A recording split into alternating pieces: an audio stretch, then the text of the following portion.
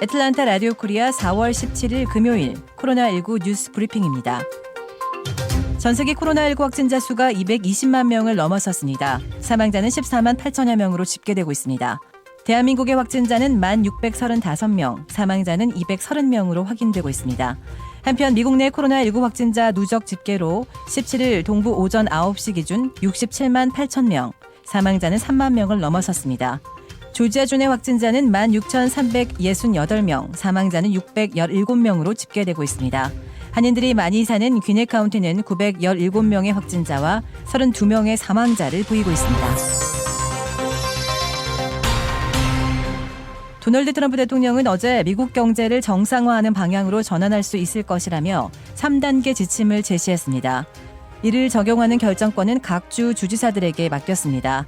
이에 따라 각 주 상황에 맞게 대처하도록 하는 한편 대통령과 주지사 간의 권한 논란을 피했습니다. 한편 뉴욕주에서는 트럼프 행정부의 새 지침과 상관없이 비필수 사업자의 셧다운 조치를 5월 15일까지 연장하기로 했습니다.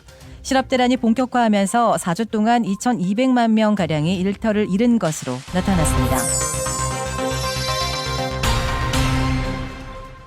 코로나 위기를 맞아 조지아주의 실업수당 신청 건수가 역대 최고치를 갱신하고 있는 가운데 주민 10명 중 1명은 직업을 잃은 것으로 나타났습니다.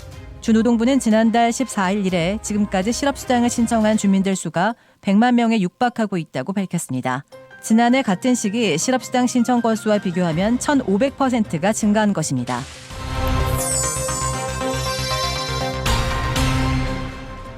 IRS 국세청의 시스템 결함으로 2천만 명 이상이 1인당 $1,200씩과 부양 자녀분을 제때 받지 못하고 늦어지고 있어 큰 불만을 사고 있습니다. 대행 기관을 통해 세금 보고를 한 2,100만 명이 은행 예금 계좌로 입금을 받을 수 없는 상황이고 17세 미만 부양자녀 1명당 $500씩을 빼먹고 입금된 경우들도 속출해 납세자들의 불만을 사고 있습니다.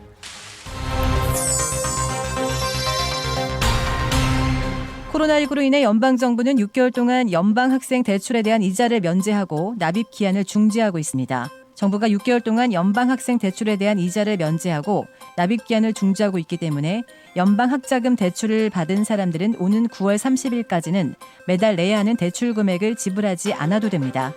연방학자금 대출의 경우 이자 면제와 납입 기한의 연기는 자동으로 처리되기 때문에 대출인이 따로 해야 할 일은 없습니다. 조지아주가 자택 대피령 위반에 대해 처벌 대신 계도에 중점을 두고 집행하는 것으로 나타났습니다. 단속에 걸린 사례들 대부분에 구두 경고만 주어졌을 뿐 범칙금 발부는 거의 없는 것으로 드러났습니다. 이상 애틀란타 라디오 코리아 4월 17일 금요일 코로나19 뉴스 브리핑이었습니다. 지금까지 진행해 고지선이었습니다.